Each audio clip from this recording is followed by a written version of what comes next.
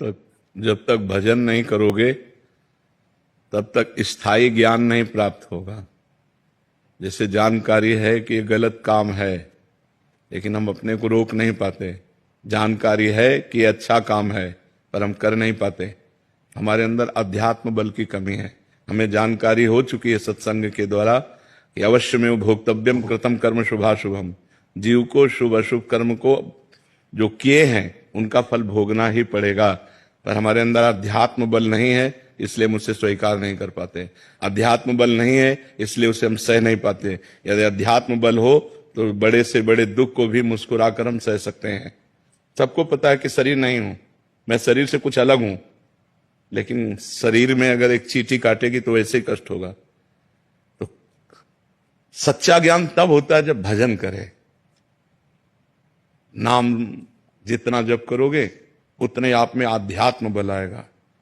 नानक नाम जहाज है चढ़े सूतरे पार। नाम रूपी जहाज पे चढ़ गए तो सब संशय, दुख, चिंता, शोक इन समुद्र से पार हो गए। भजन नहीं करोगे, पता है ये नहीं करना चाहिए पर करोगे, पता है ऐसा करना चाहिए पर वो नहीं कर पाओगे। भजन चाहिए, प्रधान कमी है भजन की। इसलिए खूब नाम जप करो यदि मंगल चाहते हो तो। ना भगवान सुनने से केवल मिलते हैं, ना भगवान प्रवचन करने से मिलते हैं, भगवान भजन करने से मिलते हैं। सुनने और सुनाने का एक ही फल है कि हमारा भगवान के भजन में मन लग जाए, हम भजन करने लगे। अगर भजन न करने लगे तो खूब सुनो, एक अहंकार कर लो कि हमने बहुत सत्संग सुन लिया है, लेकिन उससे लाभ क्या होगा। हम कई बार बता चुके हैं कि हलवा की प्रक्रिया बनाना बोलना हमें आ गया और आपने सुनना सुन लिया, लेकिन दोनों ने खाया नहीं, तो लाभ क्या मिला। तीसरे ने बनाकर जो प्रक्रिया सुनी, बनाया और खाया, अब उसको आनंद मिलेगा। ऐसे ही भगवान का, भजन का, सत्संग का हम लोग खूब श्रवण करते हैं, प्रवचन करते हैं। प्रवचन करने वाले ने भगवत साक्षात्कार नहीं किया और सुनने वाले ने भगवत साक्षात्कार नहीं किया, तो दोनों बेकार ही तो हो गया। हलवा की केवल प्रक्रिया बोलना या केवल सुन लेने से तृप्ति नहीं होगी, भूख नहीं मिटेगी।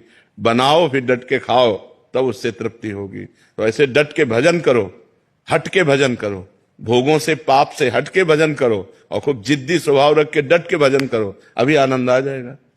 केवल सुनने से काम नहीं चलेगा, खूब नाम जप करो, तब उससे लाभ प्राप्त होगा। सीमा शुक्ला जी, कोलकाता से। राधे राधे।